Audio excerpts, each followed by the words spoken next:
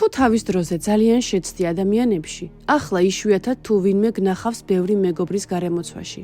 შენ არ გყავს ბევრი მეგობარი, რადგან როცა ბევრი მეგობარი ყავდა, შენ მათ ყველაფერს უზიარებდი, შენ სიხარულს, წარმატებას, მიღწევებსა და ტკივილსაც.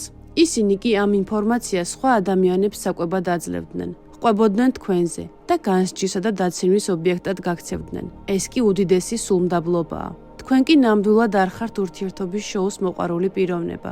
თქვენ ამ ყველაფერმა გასწავლად, რომ შენი ადამიანი, იქნება ეს ძმა, ქმარი, მეზობელი, თუ ვინც უნდა იყოს, ეს არის ადამიანი, ვისაც შეგიძლია გულმშვიდად უთხრა, რა გტკივა და სად გტკივა.